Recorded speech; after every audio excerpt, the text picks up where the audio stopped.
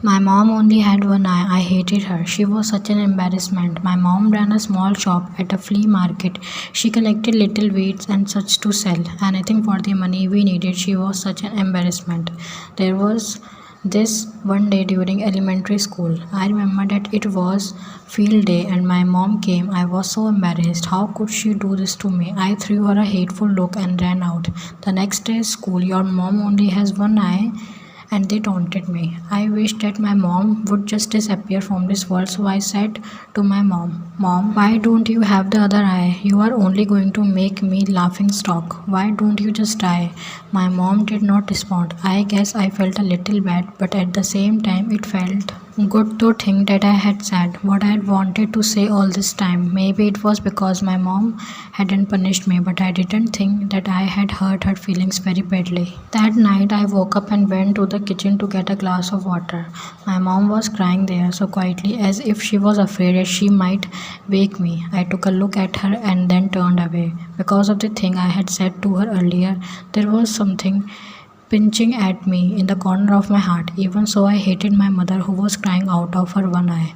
So I told myself that I would grow up and become successful because I hated my one eyed mom and her desperate poverty. Then I studied really hard. I left my mom and came to the Seoul and study and got accepted in the Seoul University with all the confidence I had. Then I got married. I bought a house of my own. Then I had kids too. Now I am living happily as a successful man. I like it here because it's a place that doesn't remind me of my mom.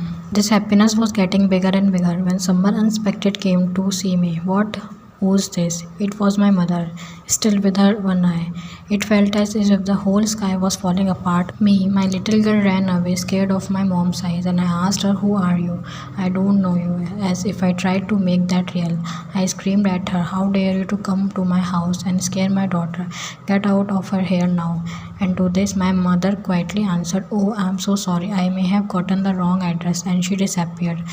Thank goodness she doesn't recognize me. I was quite relieved. I told myself that I wasn't going to care or think about this for the rest of my life. Then a wave of relief came upon me. One day, a letter regarding a school reunion came to my house. I lied to my wife, saying that I was going on a business trip. After the reunion, I went down to the old shack that I used to call a house. Just out of curiosity, there I found my mother fallen on the cold ground, but I did not shed a single tear. She had a piece of paper in her hand. It was a letter to me. She wrote, My son, I think my life has been long enough now and I won't visit Seoul anymore. But would it be too much to ask if I wanted you to come visit me once in a while? I miss you so much and I was so glad when I heard you were coming for the reunion. But I decided not to go to school. For you, I am sorry that I only have one eye and I was an embarrassment for you. You see, when you were very little, you got into an accident and lost your eyes. As a mother, I couldn't stand watching you having to grow up with only one eye, so I gave you mine. I was so proud of my son that was seeing a whole new world for me in my place with that eye. I was never upset at you for anything you did. The couple times that you were angry with me, I thought to myself, it's because he loves me. I miss the times when you were still young around me. I miss you so much. I love you. You mean the world to me. My world shattered. I hated the person who only lived for me. I cried for my mother. I didn't know of any way that will make up for my words deeds.